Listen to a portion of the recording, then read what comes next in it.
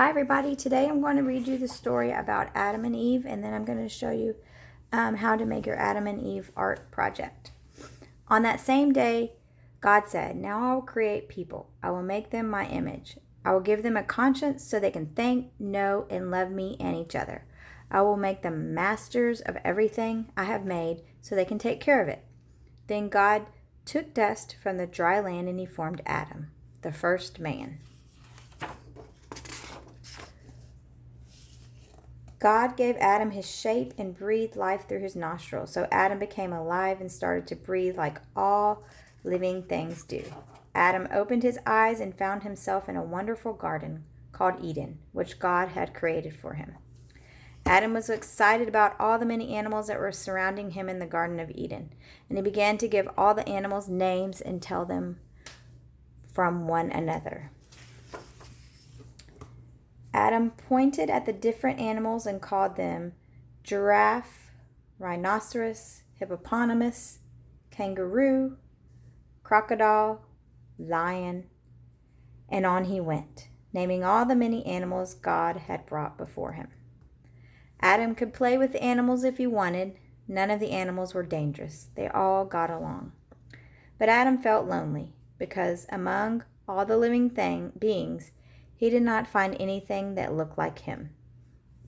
Adam was the only human on earth. God saw that it was not good for Adam to be alone and said, "I will create a companion for him." So God made Adam fall in a deep sleep. God took out one of his ribs, and from it he formed Eve. When Adam woke up from his deep sleep and opened his eyes, he saw this new person. He said, "She shall be called a woman because she came from man." This was the sixth day. God saw all that he had made, and he said it was very good. From the very first moment they saw each other, Adam and Eve loved each other deeply. Adam no longer felt alone because he could now talk to someone. Eve was happy to be Adam's wife and partner. Adam taught Eve all the names he had given the animals. She was very happy with all the beautiful things in the garden that God had made for them. Then Adam said, "Your name will be Eve." And God blessed Adam and Eve and told them to be happy and enjoy all that he had created. God said, "Have children and let them help you take care of everything I have created. I want all the earth to be full of life, and I want everything to prosper, blossom, and grow. You can eat whatever you find in the garden I have made for you. But do not eat the fruit of the tree of knowledge of good and evil. If you do, you will die." Adam and Eve took care of the garden and all the animals exactly as God had told them to do. In the evening, as the air cooled down, God came to them in the garden. Everything God created was beautiful and perfect, and when his work creation was finished, he rested. Adam and Eve rested too. After the first 6 days, when time had just begun and God had created everything, he said, "Everything is perfect now. This is very, very good." It looked as if nothing could destroy the joy of Adam and Eve experienced in the Garden of Eden, where God had created everything so wonderful and perfect. Then one day, when Eve was standing near the tree of knowledge of good and evil, she heard a voice speaking to her. It was a snake. But it wasn't just any snake. God created all animals. And that means all animals are good. But Satan can make himself look like anything he wants to. And this time, he looked like a snake. "Did God really tell you not to eat the fruit from that tree?" Satan asked Eve. "Are you sure God meant what he said?" "Yes, I'm sure God said we cannot eat the fruit from this tree," Eve said.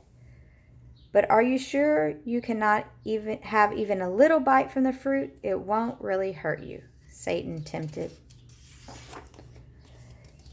Eve could not stand the temptation. She disobeyed God. Eve took fruit from the tree, tasted it, ate it, and she liked it. She gave some of it to Adam, and he ate it too. But as soon as they had eaten the fruit, they felt bad. Adam and Eve knew they had sinned. Until this moment, everything in the garden had been good, but now everything was very different. Adam and Eve were sad and ashamed for disobeying God. They also realized they were naked and they hid in shame. In the evening, when God came walking through the garden, Adam and Eve did not go out to meet him. God knew they were hiding, and so he called out, "Adam, where are you?" "Here I am," said Adam, but he and Eve were afraid. I'm going to stop the story now and we'll finish it next week, but I'm going to show you what you could do for Adam and Eve when they felt ashamed. Adam and Eve had no clothes, and so here you have a picture in your art activity of Adam and Eve. And so you have also the strips of construction paper. So you need to take the strips of construction paper and cut them into little pieces and make them like the plants that were in the Garden of Eden that Adam and Eve used to cover themselves. So then you can put down glue or glue sticks all over their body and take the pieces of paper or that represents leaves and cover their bodies. Because Adam and Eve sinned, they were ashamed of their nakedness, and so you can help them cover their bodies and so they're not ashamed of their nakedness.